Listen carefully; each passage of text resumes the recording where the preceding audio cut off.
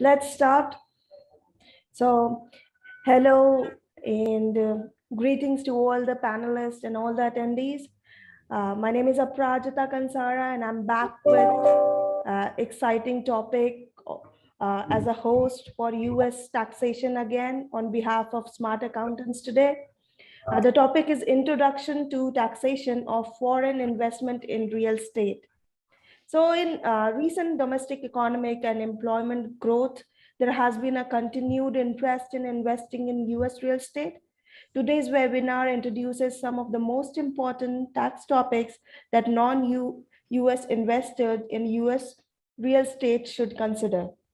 In the panel section, we have Vivek Shah and Amit Patel. Both of them are US tax experts.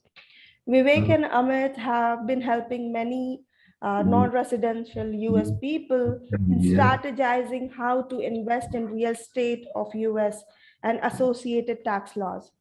So over to you, Amit, now.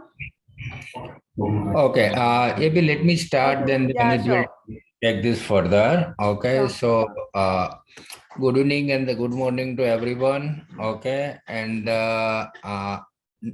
as you know that we started with our series of the US taxation topics for the webinar.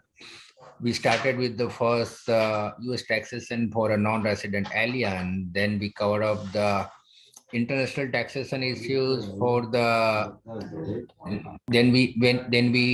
cover up the international taxation issues for the US citizen and the green card holder. In the third episode we covered up the opening the US subsidiary, US company or a LLC from the India point of view, from the FEMA and RBI point of view, what should be the consideration, the methodology, the ideal structure, the state of the incorporation. Today with Amit is going to discuss the very complex issues, the any non-resident alien through the LLC, through the company or personally investing in the US real estate for a rental, for a commercial or for an investment. What are the tax implications that we just come up? Best strategy. What are the criteria in the India to investing in the foreign real estate? How the US taxation works? What are the filing that you need to make sure?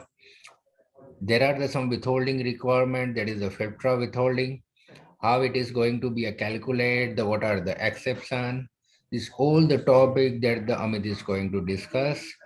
And I'm very sure this topic will help you a lot because this is the common issue coming for the any practicing chartered accountant as well to serve their client better. They are frequently asking, they have an investment or so many other stuff in the US for a real estate, and to cop up and the sync India taxation and the US taxation is very important for them. Okay, so now Amit will take this further. Okay, Amit, you can go ahead. Okay, and start your presentation. Okay, I am here. Okay.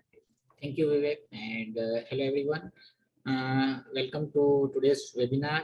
And as Vivek said, as a part of our learning initiative, as we focus a lot on education and knowledge sharing, as a part of this initiative, we are progressing with a series of all these webinars.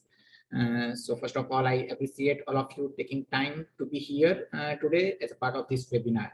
And before we start, a couple of things like you see Q&A box. So while we discussing the things, if you have any questions, you can drop in your questions under Q&A box. Please do not type your questions under chat box. And this webinar will be recorded and will be uploaded on our YouTube channel as well. Okay. So let's start with today's, like what we are going to discuss is one of the interesting and important topic for any foreign national. When we say foreign national, it's a foreign national from US point of view. Any foreign national planning to invest in US real estate. Lots of foreigners like idea, like why one wants to invest in US. So there are many reasons. So lots of foreigners like the idea of buying property in the US to rent out. The reason being a very stable environment. US is a transparent market. Price is transparent. There are plenty of rental agents, property managers, companies who handle your property, and most of the information you get online with a click of mouse. And as we have discussed many times in our prior webinar as well, even 100% foreign nationals can set up all the entities and everything. So there are many tax planning avenues that can be worked out with various tax structuring and setting up the buying a property with a proper kind of entity structuring as well. So many of the foreign national buys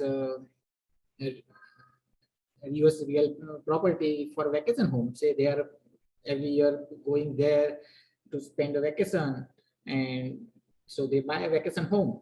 And you know, normally personal expenses are not allowed as a deduction for tax purposes, but with a proper tax planning, if you buy this property in the entity name, you may be able to claim those deductions as well. So that is why like proper tax structuring is very important when it comes to tax planning. One of the most like common questions that we get here at Smart Accountant is what overall tax strategies should be if I'm planning to invest in a real estate, or I'm planning to buy a rental property in United States as a foreign national. There are lots and lots of technical and planning aspect that one should consider before you invest, and that we will discuss in today's webinar. Can we go to the next slide, please? So today we'll discuss, this is an overview of the today's webinar, what we are going to discuss. And as you see in the list on your screen, we will talk about FIRPTA, as we talk about like there is a withholding requirement. So the FIRPTA stands for Foreign Investment in Real Property Tax Act of 1980. So what happens when any non-resident alien sells the US real property?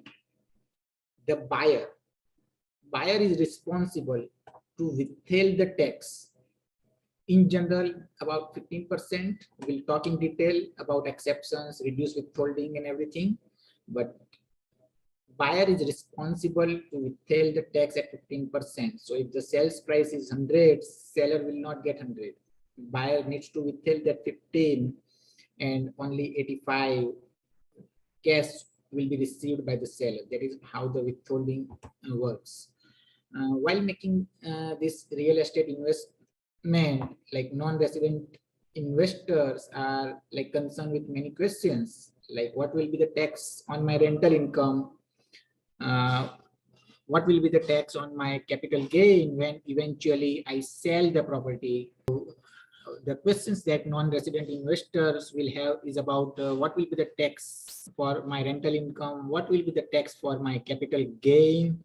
There is a estate tax. Those who don't know about estate tax, like in US, if like I'm on I'm say die, I die, and before the my property and estate goes to the my legal heirs or successors, there is a estate tax as high as up to 40%. So very important aspect of tax planning is estate tax. Many times well-known personality wants to buy a property, but they don't want to disclose their name, and that anonymity, the non-disclosure of identity, how that can be done. Asset protection. When in US, it's being a very stable country, transparent things, there are lots of cases as well. So say you have rented your property and somehow your tenant get injured, and they may file a sue against you, and you want to make sure your personal assets are not at stake, your personal assets are not at risk. So asset protection is one of the, again, important aspect. Choice of the proper investment structure and tax planning, and one always needs to balance that cost of the complex structure against the benefit of it. Mostly that compliance cost and everything for the tax structuring is always turn out to be the very cheaper against the tax that you save with proper planning. As a part of all this tax planning aspect, we will talk about how non-resident aliens, how the foreign business entities are subject to tax on like effectively connected income and FDAP income. That stands for fixed or determinable annual or periodic income. So these are all the things that we are going to discuss in detail in today's webinar.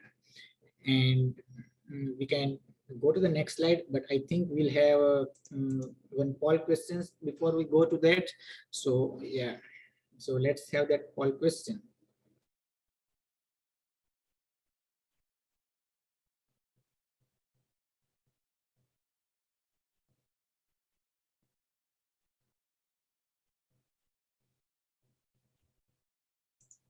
Okay, so I see most of the people are saying buyer is responsible for FIRPTA withholding, but some of them also think that seller is responsible. So let's see, they're still voting. I think they're still voting. Oh, okay.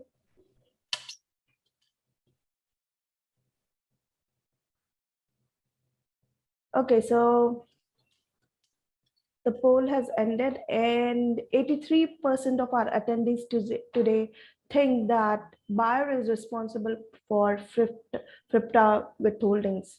Amit. Yeah, that is a correct choice. As we discussed when I was providing the overview about today's webinar, and those who have selected the other one will discuss in detail again when that slide comes later on as a part of this discussion. And so we can move to the next slide. As we are discussing everything for the non-resident alien foreign investor, this is like would be one of the familiar slide, like whoever has attended our prior webinar. So it's important to understand who is a non-resident. So let's try and understand who is a resident. So for US tax purpose, any person who is US citizen, who is green card holder, is always considered to be the resident alien, even if they are not staying for a single day in United States. Okay, so if you are not US citizen, if you are not green card holder, then you need to see the third test, which is substantial presence test, where if you spend more than like 183 days during 3-year period, and that number of days calculation, as you can see on your screen, is like you have to consider all the days that you spent in the last year. So when I say last year, like if you are doing a determination of whether you are resident or non-resident for 2021, you will consider 3 years, 2019, 2020, and 2021. So all the days of 2021, 1/3 of the number of days you spent in US for 2020, and 1/6 of the number of days you spent in US for 2019. This is how the resident like substantial present test works. So everything that we are discussing about is from the non-resident point of view. And individuals can be resident or non-resident in the same way for entity, any entity like S Corp, C Corp, partnership, which is getting set up in the US will be kind of domestic entity. But as a like Indian private limited company or Indian partnership directly buying the US property, then those will be the foreign entity. So foreign entity can also buy the property. So we'll discuss about all this aspect, what are the like consequences of buying in the individual name, how the tax planning can be worked around if you do a proper entity structuring and everything. And let's move to the next slide, please. Okay. As you see on a screen, FDAP income and ECI income. FDAP, as you see, it's a fixed or determinable annual or periodic income. As the name suggests, you should be able to estimate it, right? So it can be interest, your dividend, rent. Those are called the FDAP income. The problem with FDAP income is that it is taxable on a gross basis. No deductions are allowed. It is taxable at a flat rate of 30%. As you know, for individuals, tax brackets are 10 to 37% at a graduated rate. But when your income is FDAP income, it's a flat 30% rate. And by default, rent is considered to be the FDAP income. As against this, if you have your income as ECI income, that is effectively connected with US trade or business, then it is taxable on a net basis. So for rental property, you will have expense, right? You will have a homeowners association fees, repairs, utilities, property taxes, mortgage interest, and whatnot. So if you get deduction of all this, your tax liability will be much lower. But as you see, rental is by default FDAP income. So how we can treat this rental income as ECI income? That we'll learn in next slide. But the last point you see on this slide is trade or business. Though it's nowhere defined, but it's by custom, any activity that you carry on with the motive of earning a profit, and three terms are very important that you see on your screen. And the activities should be on regular, substantial, and continuous basis. Then you can say it's my trade or business. And we'll see on next slide how your FDAP income, this rent in particular, we can turn into the ECI income. Can we move to the next slide, please? Yeah, thank you. So non-resident can elect to treat the rental property income or real property. Whenever it's a real property, you will have a rental income. You can treat this income as effectively connected income. How you can do it? There are two different sections. If the property is owned by the individual, the section is 871D, and if the property is owned by the corporations, the section is 882D. These two sections permits non-resident to file an election where they can treat their US real property income as effectively connected income. And to make this election, there are few conditions. That income must be income producing.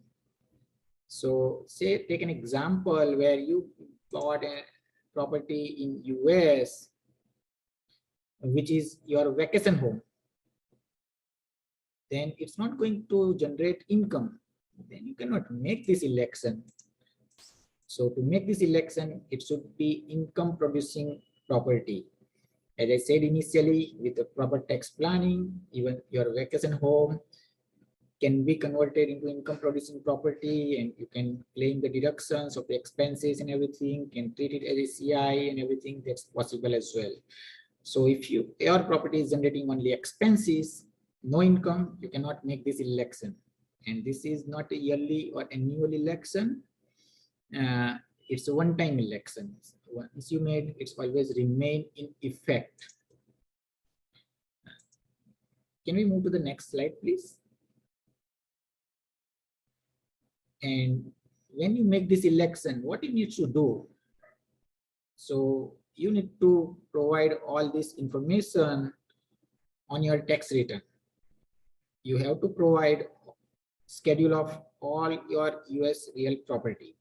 And if you are not 100% owner, you have to specify your ownership percentage as well. you have to specify the location of the real property. If any improvements have been made, you have to specify the list of those improvements. And say I already had a couple of property in the past, I had made those that ECI election, I bought a new property this year, and I want to make the election, ECI election on a new property. So I will have to include the information on my prior net election as well. And if the property is owned by the partnership, the election is not made by the partnership, but election will be made at a partner level. So, but very few instances you will see like it's owned by the partnership. And this is how you can convert your FDAP income, which is taxable on a gross basis, which is taxable at a flat 30%, into the ECI income, which is taxable on a net basis. You can get deduction of all your expenses, and there is a lot of tax planning and a lot of tax saving as well, isn't it? Let's go to the next slide, please. And here is our second polling question. And based on my discussion, it has to have the 100% ratio of the correct answer. Let's see. So what do you think the correct answer is? Net basis or gross basis? Because our audience think that gross basis is equally the answer as net basis.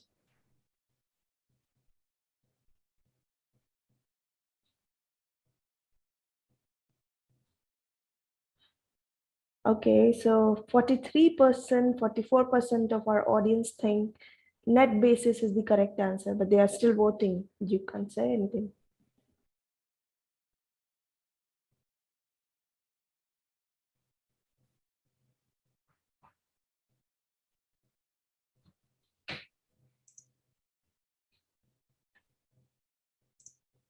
Okay, so the voting is done now.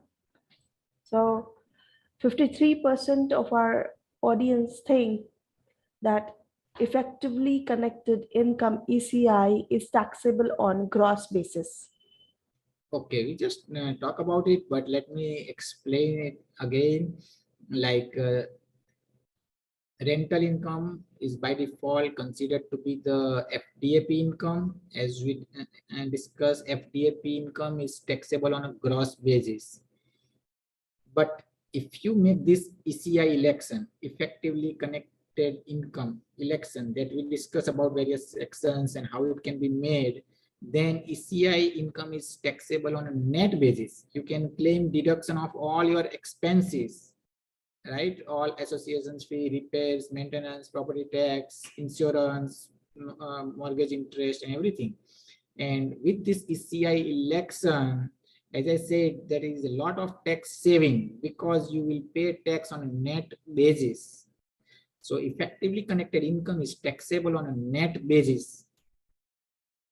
So this is like a huge difference between FDAP and ECI. And that is why making ECI election saves a lot of tax. And we can move to the next slide now.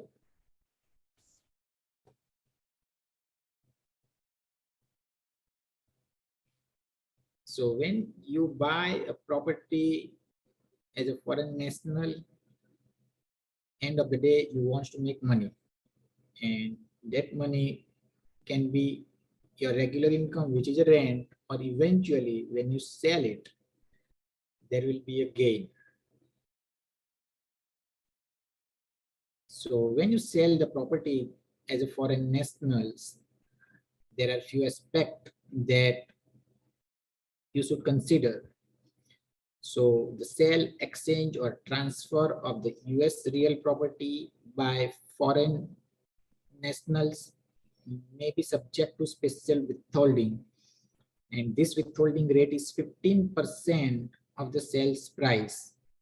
And as one of our initial polling question was, who is responsible for this withholding? Is a buyer is responsible for making sure the IRS receives the withholding tax within the 20 days period. So if sales price is 100 with 15% withholding, buyer will deduct that 15 and will pay to the seller only remaining 85.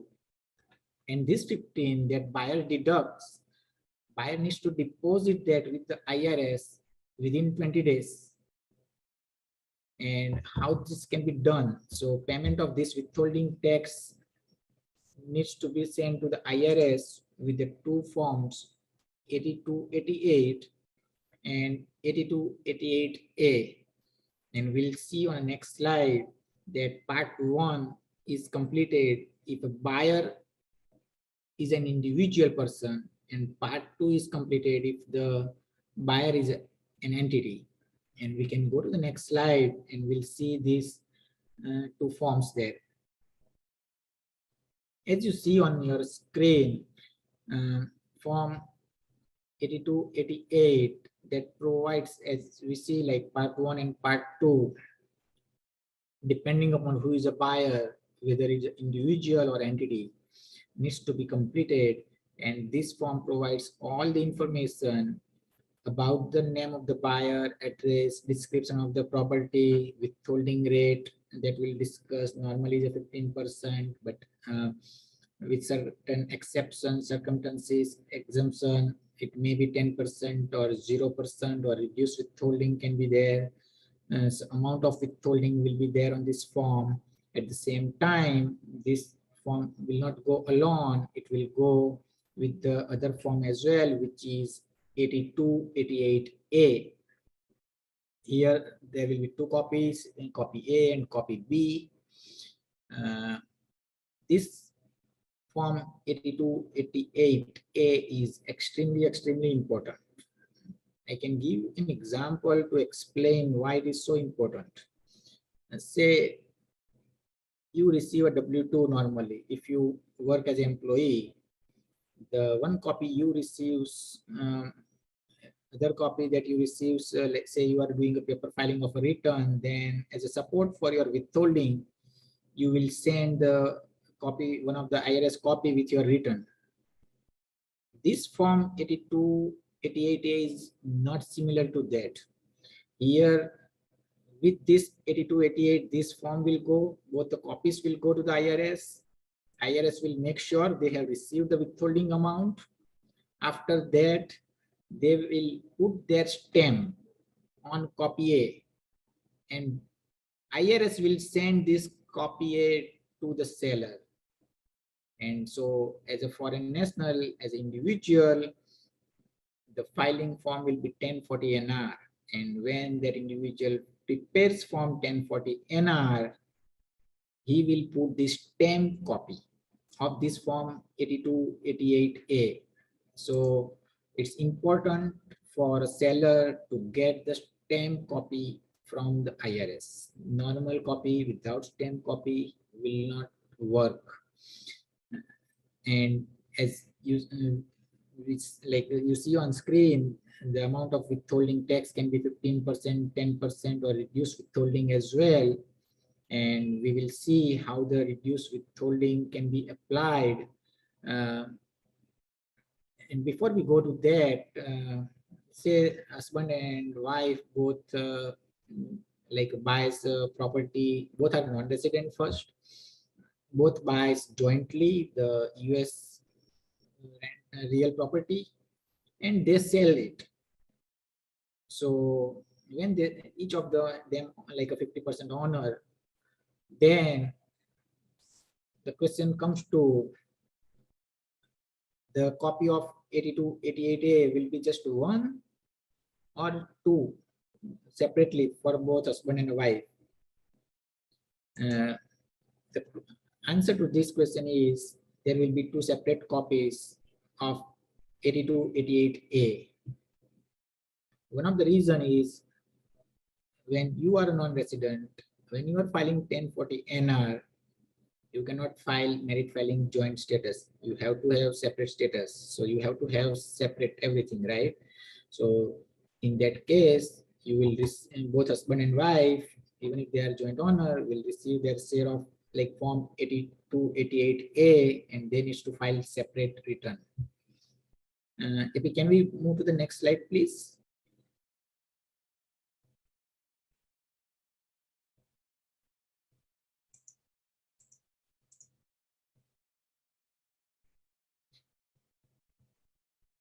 So withholding, as in general, we are discussing about, say, is a 15%. So for a moment, let's assume your sales price is 100,000, and with 15% by default rate, your withholding will be 15,000. Say you bought this property 2 years back at 70,000. So what is your net profit? 100,000 is the selling price, 70,000 is your cost. So net profit is 30,000. Even if we count the tax, like it's a slab system, and with the 30,000 profit, maybe highest rate will be around 12 something, and 12 or not more than 15 in any case. So your tax may be around 3,500 at the max. And even if we count at 30%, the maximum tax will be 9,000, 30,000 multiplied by 30%. But your withholding is 15% of sales price. So it's a 15,000. So what this you see on this slide, withholding is not the tax itself. Hence the taxable gain or loss on the sale causes like cash flow problem due to withholding. Your real tax, like as we see, is much less compared to the amount which is withheld from the sales price. And to avoid this situation, you can claim an exemption, reduction from the withholding. And in some circumstances, withholding may be reduced or eliminated. And as you see at the bottom of a screen, there are a few conditions. If the buyer is individual and intends to use the property as a resident for at least 50% of the time in the 2 years, then reduced withholding is possible depending upon your sales price. If your sales price is 300,000 or less, no withholding is required. If your sales price is between 300,000 and the million, withholding is 10% only. And if your sale price is more than 1 million, the withholding will be at 15%. And for this, reduced withholding for this condition, you don't need to file any form with the IRS, but affidavit should be received from the buyer that he intends to use the property as a resident. So that is how this, you can say, automatic reduced withholding works. And how this, and if, there is other situation as well, like you see there is, as we saw in our example, my real gain was just 30,000 and my tax was just around 3,000 or 4,000. And I don't want to run into the like 15,000 withholding and claiming a refund and everything. So there is a process where you can request IRS for reduced withholding, and that we will see in the next slide. As you see, FIRPTA withholding option, one, request reduce withholding. Other one, allow the withholding to occur. As in our example, my withholding was 15,000 with my sales price of 100,000, 15% rate is 15,000. And my actual tax was just 3,000 or 4,000. So I need to claim the refund for remaining like 7,000. So allow the withholding to occur and request a claim of refund by filing non-resident income tax return. Which option I should go with? There is no thumb rule. I will give you an example of practical life. I would say it's depend upon the timing of sale. If I'm selling my property in January, say I sold my property in January 22. So when I will file my return, I will file return in 23. So it will take a lot of time for me to claim my refund. In that case, I will request reduce withholding. On the other hand, if I'm selling my property in December, after year end, I'm soon going to file my return and I can always claim my refund. So there is no thumb rule like you should always request the reduction of withholding. You may claim like let the withholding be happen at 15% and you claim the refund of it by filing a return. But if you want to go ahead with requesting refund of the withholding, you need to file form 8288B. There are various Treasury regulations reference, revenue procedure, IRS publications, which guides for a preparation of form 8288B. There are a lot of things because what you are saying to IRS by requesting this reduced withholding, like I don't need to pay tax at 15%. My actual tax will be much lower than 15%, or I may have a loss. That is what you are saying to IRS. So please allow me that reduced withholding, say at 0% because I have a loss. Then you need to prove that you will have no gain. How you can prove that? You need to provide that capital gain calculation. So you need to provide that attachment as your support, your purchase price support, your improvement, and everything. If the property was rental, as you know, you when it's rented, you claim the depreciation as an expense. So when you sell the property, there is a depreciation recapture, and being a passive loss, if in the past there are losses on a rental property, there will be like suspended passive losses. So you need to provide all this support when you request the reduction of the withholding on form 8288B. So these are the two options about how the reduced withholding can work. And how you can request that reduced withholding. Can we move to the next slide, please? So if you go with the option where you allow the withholding to occur at 15% and you request the claim of refund by filing a non-resident income tax return. So as an individual, you will file Form 1040 NR, and as I explained in a couple of slides earlier, that importance of getting that stamp copy A of form 8288A. This word stamp copy is important.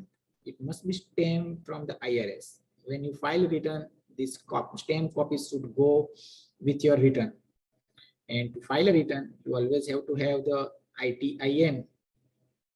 It is similar to SSN, I would say. For foreign national, it is the ITIN. So if you don't have it, you need to obtain the one to file your return so that you get your credit for the withholding, because that's you need to provide for your withholding as well. Can we move to the next slide, please? So question may arise, if a non-resident owns a US real property through 100% foreign, like 100% LLC, can they avoid the FIRPTA withholding?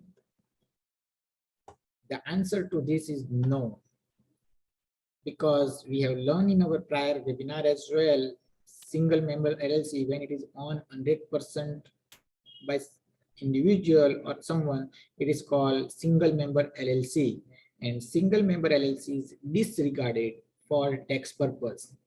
But starting 2017, after TCJA, many are not aware about, but it's important that all foreign owned single member LLC that are disregarded entities are now treated as corporation for federal reporting requirement. It doesn't mean LLC is paying tax like corporation, but it's simply reporting information like corporation. So in that case, you have to file Form 1120 page 1 with marking on the top of the 8. It's a disregarded entity filing, and you have to file Form 5472 for the transactions, or I would say reportable transactions between owner and the LLC. And with all international forms, if you miss out to file, the penalty is huge. And in this case, it's $25,000. So it's important that you know about this requirement. It's not something new. It is already in existence since 2017. But like many times we come across in the past, it has been missed out when client comes to us. So do remember about this requirement. In addition, there is a new FinCEN form for beneficial ownership disclosure starting 2022. So I like for all the LLCs or like disregarded entities, there is a beneficial ownership, like who, when you go to open a bank account, they will ask for all the details about like your name, like address, your SSN, and if you are a foreign national, you will not have obviously SSN, then in that case, they will ask for your passport number or other similar information. So this is a new requirement from current year. We can move to the next slide, please. So here are a couple of practical life questions. Let me give an example to explain this situation. Say I had H-1B visa, I went to US. Immediately, like when I went there, I bought rental property. I stayed there for a couple of years in US. So I own the property. I stayed there, so I used the property. I came back to India after a couple of years. I stayed in India for 3 years. And to make things simple, at the end of like now the total distance is 5 years.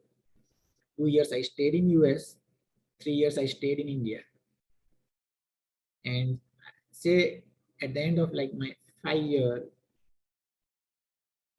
I married to someone who is US citizen.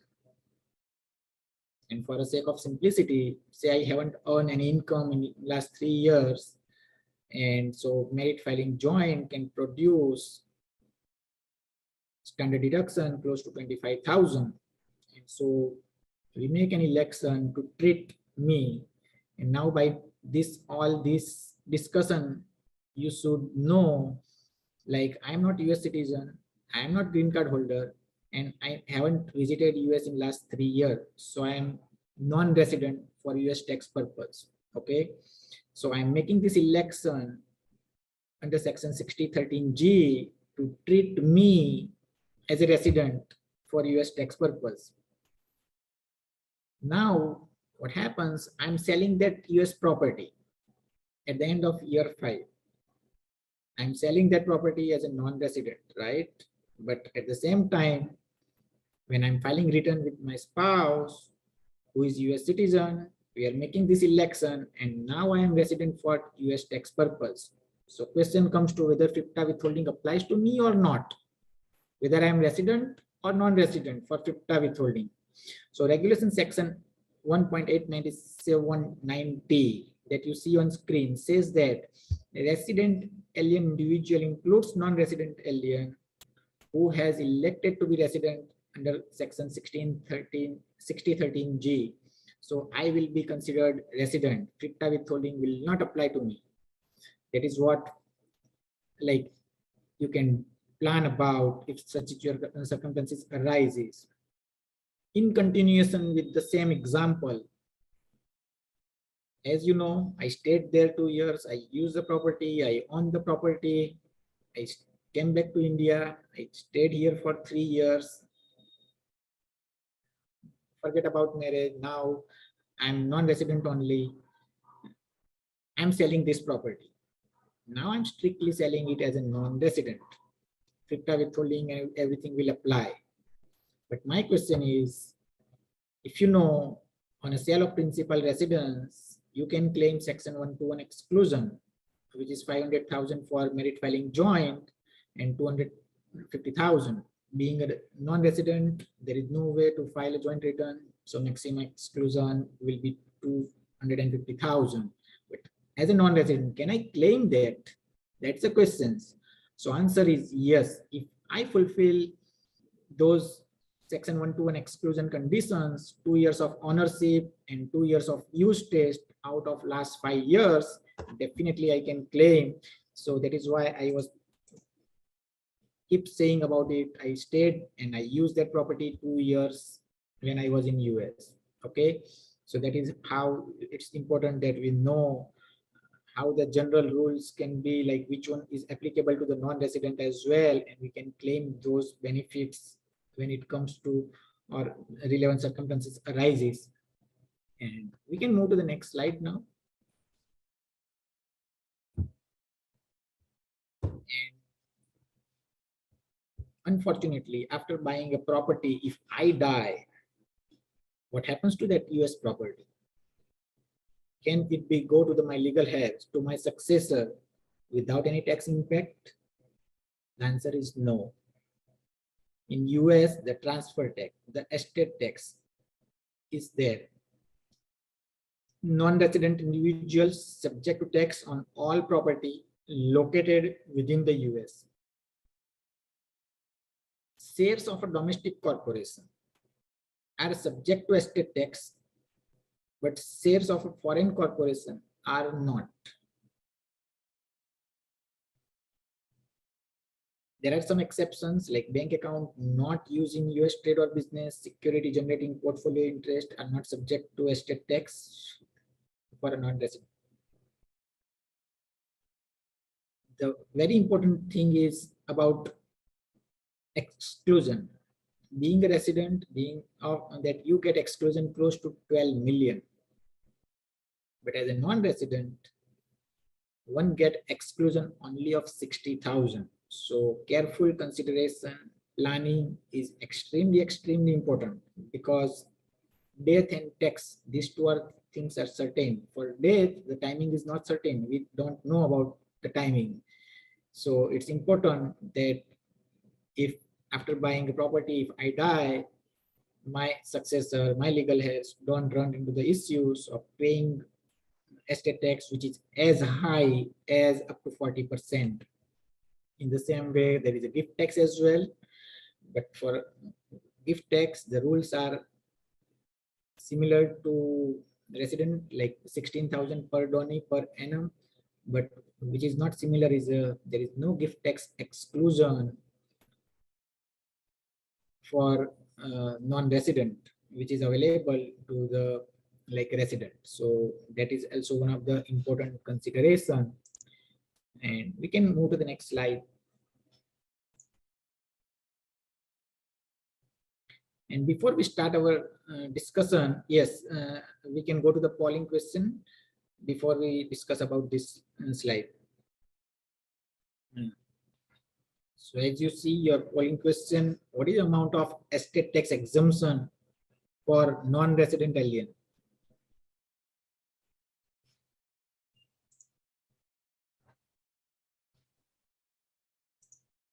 They are still answering.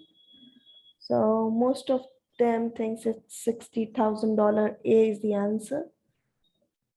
Yeah, very And plenty audience. yes.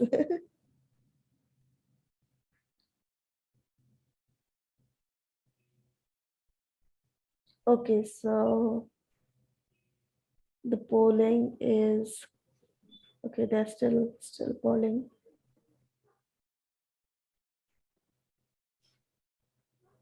Okay, so the polling has ended, and 23% of our audience thinks $16,000 is the correct answer, and 77% of them think $60,000 is the correct answer.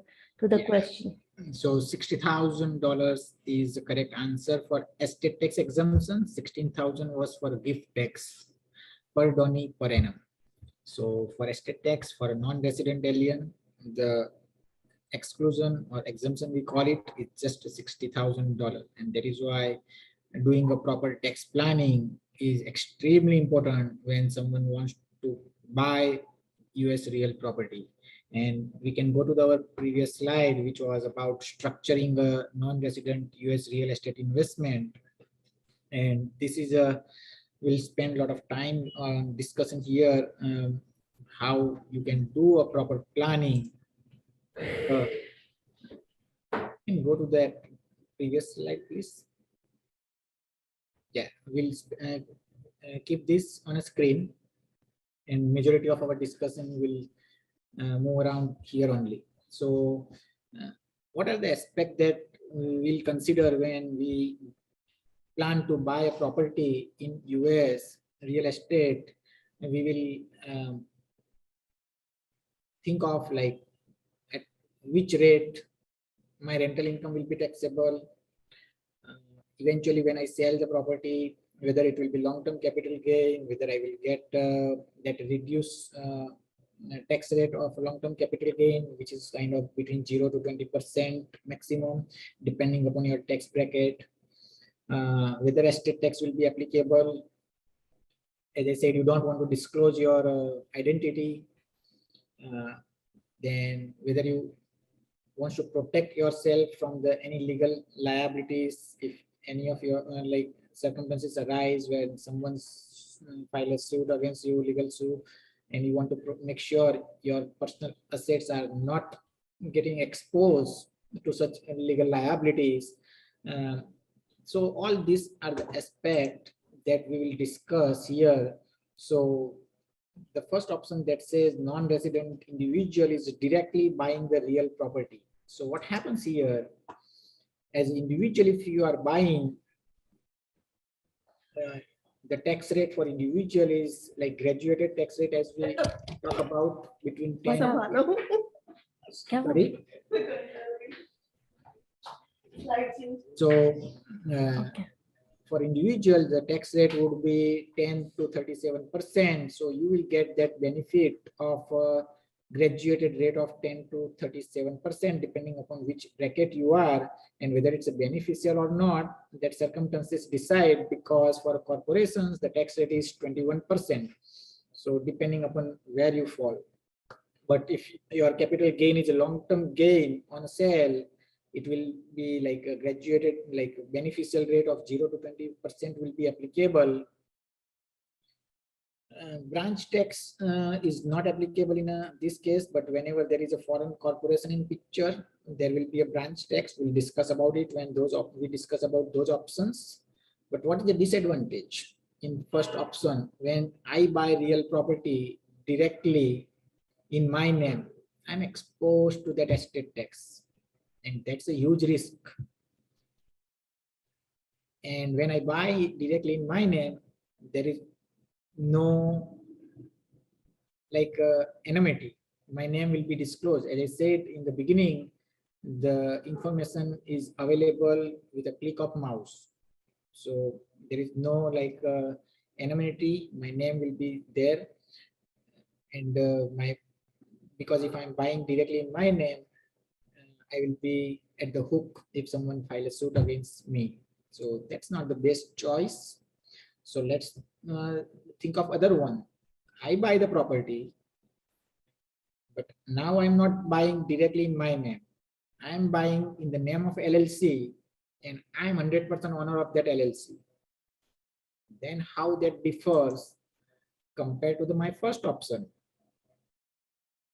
I end up saving couple of I converted my couple of disadvantages into the advantages. Now my name will not be available publicly because I'm not buying in my own name. I'm buying in the name of LLC. So identity protection will be available with the LLC. That liability protection will be available because that LLC will save me getting my personal assets being exposed to the any legal liabilities. So these two advantages will be there when LLC is there, but this LLC will still not protect me from my estate tax. So this also is not one of the best choice because it's not protecting me from the estate tax. So let's think of the third option. Again, I'm non-resident. I'm setting up a C corporation in US. I'm 100% owner of that C corporation. How it can be done that we have learned in the prior webinars.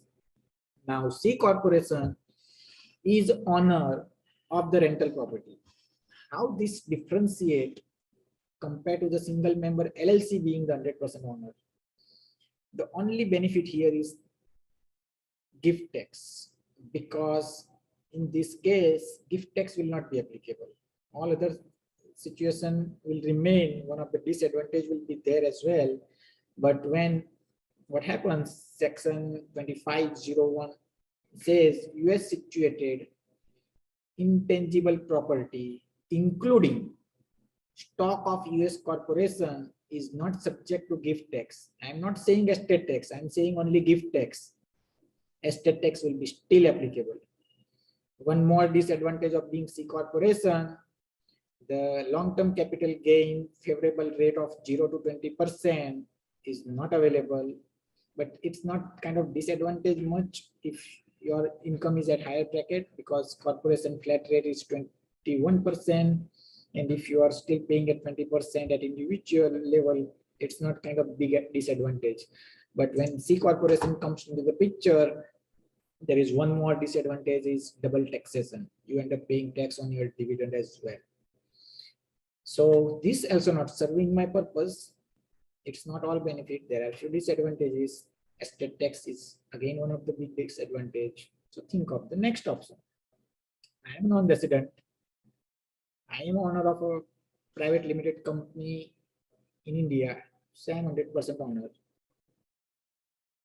Now this private limited company in India buys the real property in US. What difference does it make? What's the advantage?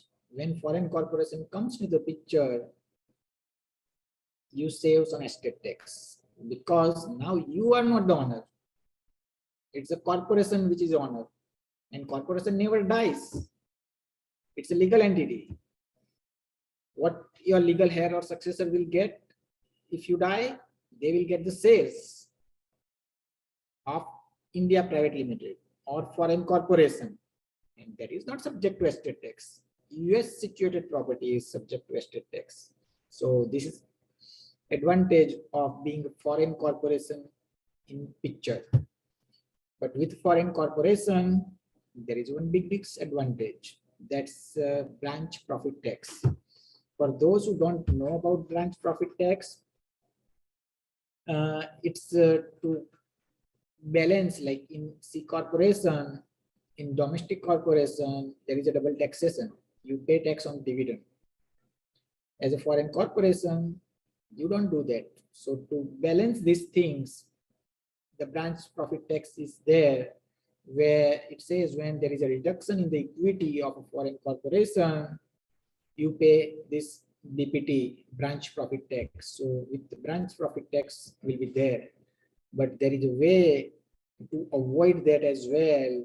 And in the year when you sell the property, if you liquidate, if you dissolve your foreign corporation, that can save your branch profit tax as well, because branch profit tax does not apply in the year when corporation terminates all business, US business activities. So this is how one of the technique you can do, which can give you a benefit of everything. But when corporation is in picture, you have to remember that you will not get benefit of that favorable long-term capital gain, 0 to 20%. There will be double taxation. And the next option that you see, there as a non-resident, I have foreign corporation. That foreign corporation is the owner of C corporation. This more or less is similar to the earlier option. There is not much difference, but again, if you whenever you dispose or sell the real property, liquidate your all corporation, and that will save you from a branch profit tax. But the last option is one of the best option, and we can move to the few slide AP. We can go to the one. It's option 6 where it says a non-granted trust. That option. We can move forward few slides.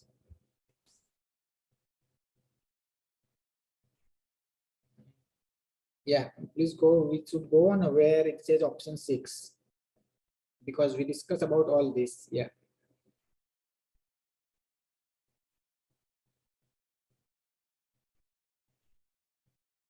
We discuss about this as well. Yeah, you can go back for a moment on a previous slide. No, yes, this one.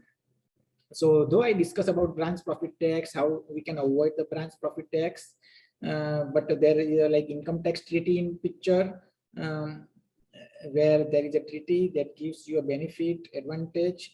But when we talk about from India point of view, in India there is no such inheritance tax, there is no such estate tax.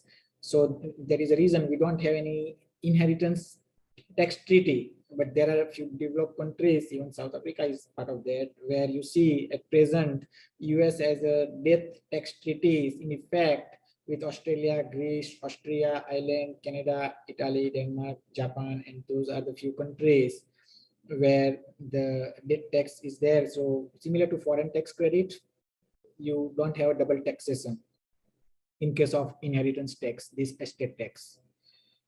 Yes, AP, we can move to that couple of slides further where it says option 6. We can move on. Yeah, this one. This is one of the best option that as a non-resident, I create irrevocable trust, and that will give me benefit of all the world except one. Here I will get a benefit, no branch profit tax, no estate tax. I will get a benefit of long-term capital gain between 0 to 20% as well. But the major disadvantage is I have to give up the ownership of and control of my asset. How the this irrevocable trust works? We can go to the next slide, please. So what happens?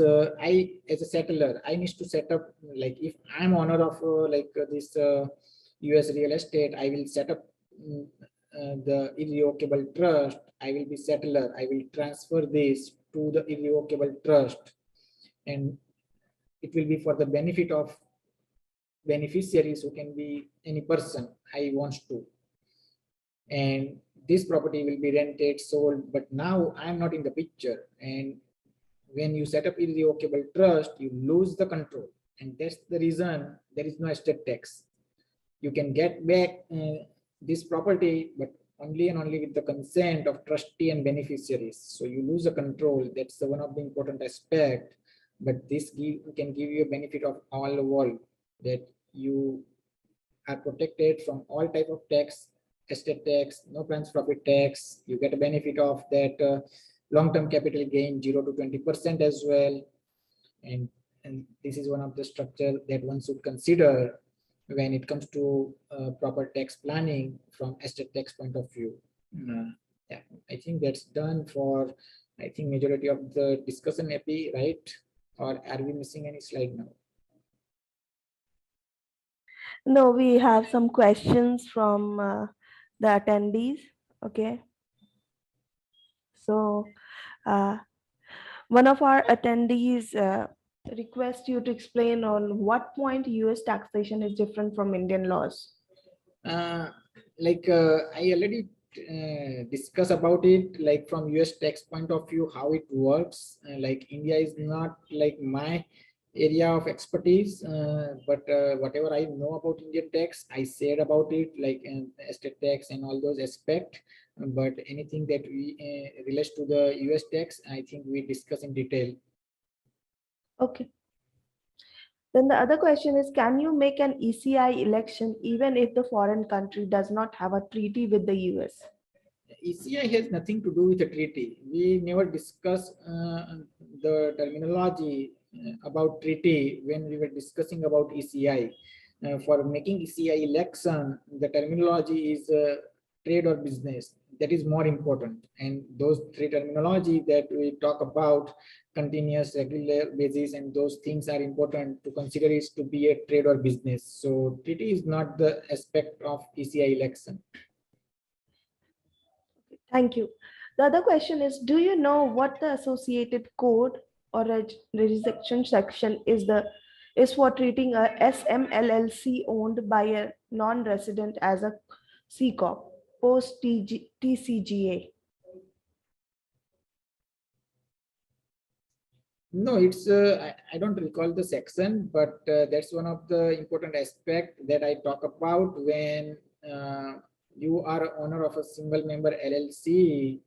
And the single member LLC will be still considered as a disregarded entity for tax purpose, but there is a requirement for information reporting, and you need to file page 1 of 1120 with, like, on the top it's a disregarded entity filing, and you need to file form 5472 for any reportable transactions between LLC and its owners.